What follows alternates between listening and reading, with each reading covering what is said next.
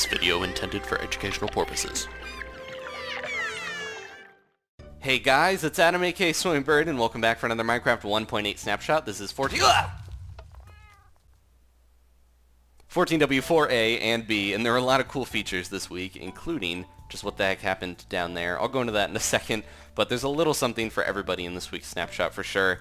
First off, a little visual change. You might notice my arm is looking a bit different. Well, if I go into F5 here, you can see I'm using one of the new 1.8 skins, so I put my jacket and backpack on another layer outside, and if you go into first person, you'll see that the sleeve layer on your right arm will actually show up, and you can see it's popped out over my hand there. It's pretty cool. Nice little visual change. So, Mojang has finished transferring the skins to the new servers as well, so there should be less outages, less Steves running around terrorizing everything. And also, if you want to change your skin, you can just log out of a world or a server and it should update. I'm going to bone meal these crops here real quick and show you probably my favorite feature this week. Farmer villagers no longer are just running from zombies and trading with you. They actually have another use here, and this is very promising. You'll see right there, they will wait until crops are ready to be harvested, carrots, potatoes, and wheat, and they will actually break them, pick up whatever drops, and plant a new seed in its place. Now, all of the brown-shirted farmer guys do this. It doesn't matter if they're fishermen or farmers or shepherds or fletchers, they all do this, and they're pretty quick about it. Even the babies do this. Child labor in Minecraft, guys, finally. And they'll go around doing this. They're very quick to pick this stuff up, so if you want to get it for yourself, you're going to need a hopper minecart. Hoppers are not fast enough, and hopper minecarts aren't fast enough sometimes, so you gotta be very quick. If they get too much of this stuff, they tend to want to chuck potatoes and carrots at each other, like so. They throw them around everywhere, and if we're lucky here, we might see they will take the wheat that they harvest and actually craft it into bread and give it to each other. So maybe that means in the future, they'll actually be able to eat food and heal themselves and, you know, survive more than one night in Minecraft. But this step towards autonomous villages is really promising. I'd love to see these guys more lively and doing lots of stuff for themselves. So who knows if we'll get to see like the blacksmith and the clerk and the other ones doing things too. But I'm very happy with this step in the right direction by Mojang to make the villages more lively and cool to visit. So let's move on to the other stuff here. Particles. You saw this at the beginning. There's a new particle command. And if I step on here, you can see this again. I look like I explode. Well, I'm using a bit of an invisibility effect here for a few seconds, and I'm playing the explosion sound with play sound, but I'm also using the new particle command, /particle, and doing smoke and fire and a bunch of little effects here all at once. And you can do this on entities too. You don't have to target players only. These cute little cats, they're so adorable. Hey little guys, hey. There they go, they exploded. No, they're okay. They're just invisible for a few seconds. You guys are alright, aren't you? Yeah, there we go.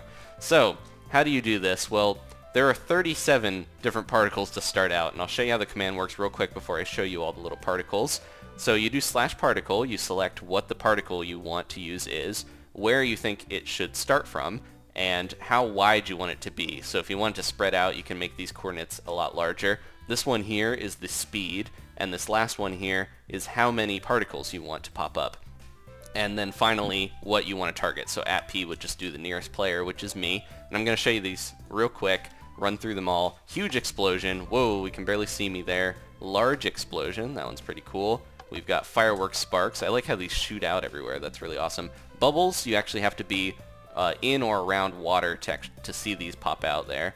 And then we have suspended. This one I couldn't really get to work, but depth suspended is actually the little like bedrock particles there when you're down at bedrock. Town aura is very similar, same thing. I have something cool to show with those in a minute. Crit, when you crit somebody with a sword, and magic crit when you have the enchantment there. This one is smoke, shoots out all over the place. Mob spell, this is crazy. I have the frequency up, so there's tons of them everywhere in a rainbow. Mob spell ambient, it's just less visual there, it's kind of hidden. Spell, instant spell, and drip water. This one is really cool. You could use this for like a matrixy fight where you're freeze framing and like the rain holds in the air and then punch and it falls down, and it would be really cool. Anyways, over here we have drip lava, which kind of looks like blood when it falls on the ground, so I could see people doing some creepy stuff with that. Witch magic, the little witch particles. Note blocks. Portal, little portal particles everywhere. Enchantment table, there we go. You do some crazy spell stuff with that. Leviosa. Explode. Flame, I like that one, that's really cool. Lava, ooh, that's part of the giant explosion I did. Snowball Poof. Red Dust, which should be redstone dust, but it kind of pops out in rainbow colors sometimes. Cloud, little cloud dust there. Large Smoke. Wake, like a water wake when you're in the boat splashing around. Splash, that's just jumping into the water there. Footsteps, now this one is really cool, I'll go into this more in a second too. Snow Shovel, when you're shoveling snow obviously. Slime, a little stickiness there. Hearts, when you're in love. Angry Villager and Happy Villager, two little villager particles when they emote. And then Icon Crack and Tile Crack are used to show different block effects. Like this one I believe is Emerald, and you can do different stuff with that to have explosions. But anyways, just a lot of variation. I am excited to see what people are going to do with this. I have a few little funny things real quick before we move on that I can show you. I've got like Chicken Poot. This will be a chicken that's pooting a little smoke effect there. He almost just looks like he's on fire. There's that for you. You can target specific entities there. Turn that off. You don't want to smell this place up. This is a zombie that's going to be in love. There he is. He's got little hearts over his head. Aw. And you can target right above the player. So if you do like 2.1 blocks, it'll go right above whatever's head that you want to use that on. Footprints. This is what I was talking about. You can actually make it look like there are footprints right below you. So if I turn this on, don't want to make it chicken. There we go. Now, as I walk around, you'll notice little footprints under my feet.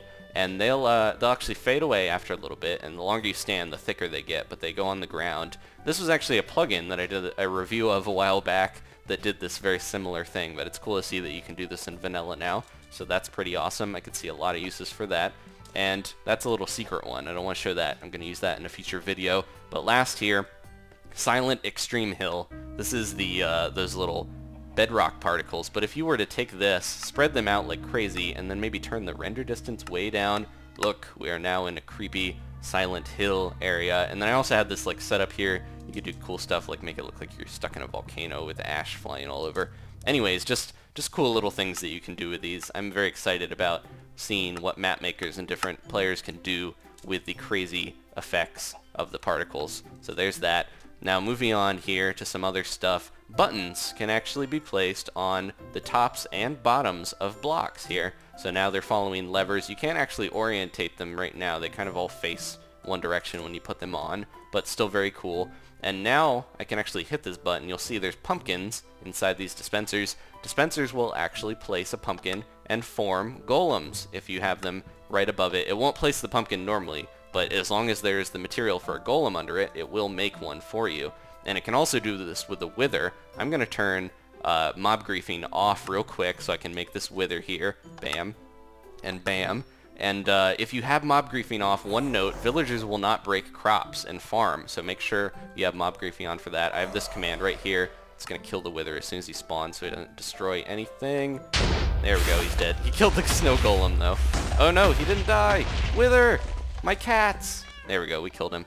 I thought we killed him, but it was the snow golem. This guy's okay. Mr. Whiskers. Alright, let's move on here. I'll turn mob griefing back on so the villagers can continue to farm in peace.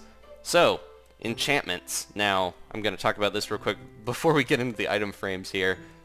Enchantments, if you get a looting enchantment now, the rate of looting has increased. It used to be like 0.5% more for each level of looting to get a rare item, but now, with looting 3, you will have a 3% chance of finding rare items, much higher. It's 1% per looting level. And what's going on here with the item frames, you can actually rotate item frames at 45-degree angles now. So instead of 4 different orientations, we have 8. So you can do cool stuff like that. I got that enchanted sword in there. And then also, if you hook a comparator up to a block with an item frame on it, every orientation has a different redstone signal strength, up to about 8 blocks there. And you can do some cool stuff with it. Some other YouTubers have been making combination locks. I haven't messed around with it too much, but you can do stuff where you just have to like orientate the signs in the right way, and it'll unlock things with redstone using hoppers and pistons and stuff. But that could be a nice little secure way to make a combination lock in the future. So over here we've got this little crafting recipe. Mossy Cobblestone, as expected, is now craftable. You do cobble plus vines, just as you would with the mossy stone brick, and you can finally craft those. That's very awesome. And one little command here, we got the fill command last week, where you could fill in areas with blocks. Now you can actually target different blocks. So I'm going to target this tree here to the side, and it's going to replace all of the logs with gold blocks. And I can switch it back as well, and I can also replace all the leaves with cake. Just silly stuff like that, but that can really help someone building in creative mode with commands. So you can just target, maybe you built something out of quartz and you want it to look like iron, you can flip all the iron blocks to quartz or vice versa. That type of thing I think will be really cool.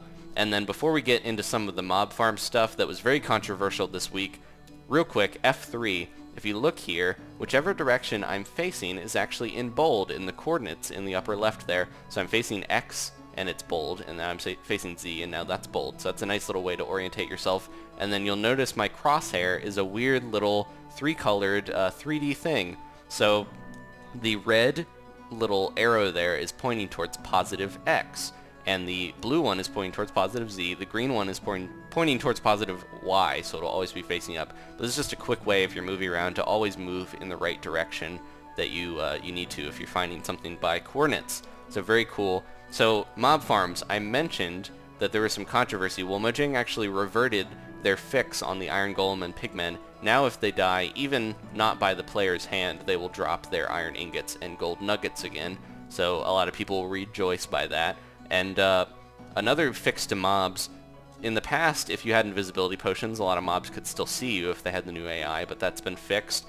Dead bushes and saplings here, I can do this real quick. I was trying to use these buttons to make it look like an underwater landmine, but you can't actually put buttons underwater, so that didn't work too well. But you can actually light on fire dead bushes and saplings and things now. There was a glitch where they wouldn't light on fire. Let me get rid of that before it burns everything down in the village. Withers used to be hurt by their own skulls, no longer. Silverfish eggs, the little blocks used to spawn 2 silverfish sometimes. That's been fixed. Doors. So there was a big glitch. This is what a lot of YouTubers and players out there used for their iron farms. Doors would be counted multiple times in a single village, making villagers breed, and thus iron golems pop up like crazy, and you could get a lot of iron from that. Well, now the villages are only counting the amount of doors the right amount of times. But one thing I noticed, when these villagers do a lot of farming, they tend to get kind of randy. They'll make babies pretty often, and that's how I have so many farmer villagers everywhere here. They were making a lot of babies, and I was watching the babies work the fields. But anyways, so yeah, doors are working properly with villages. /kill will now kill invulnerable entities, so you don't have to worry about making something invincible on your world. And one other thing, if you're still in 1.7, you can do this actually. If you double-click Shift, you will sprint in the old versions, but they fixed that. Now you have to use Control or double tap forward to sprint as you normally should, but you can still do that in the old one. One little thing here with buttons you might have noticed, I was laying them all over. If you put them around water, they kind of look like little pebbles, I think. It's a cool little visual thing. I like that now we can do a lot more stuff with the buttons. And one last thing, this was found by a Reddit user here. X-ray packs have apparently, a lot of bug fixes have been made to break X-ray packs. These are packs that would show blocks as transparent so you could easily see where ore and strongholds and different things were. Well, now those resource packs have been broken by this bug fix, at least for now. It will fill in the center of a lot of blocks that are made to be transparent with a different color, so it will kind of screw that up. Hopefully that will help with a lot of cheaters on servers. If you play on a server where it's important, like a Hunger Games or something, to see where chests and different things are, a lot of cheaters using X-ray packs will have an unfair advantage, but hopefully this will alleviate that in the future. So thank you guys for watching. Thanks for sticking with me yet again through all these new features. I'm super excited about these villagers. I want to see what else they can do. I want these villages to be alive, everybody working, doing all their stuff, and making it really feel like a living world here in Minecraft. Thanks for watching. Leave a like if you enjoyed this, please. It helps me out, definitely. And I will see you guys next time for the next Minecraft Snapshot. Goodbye.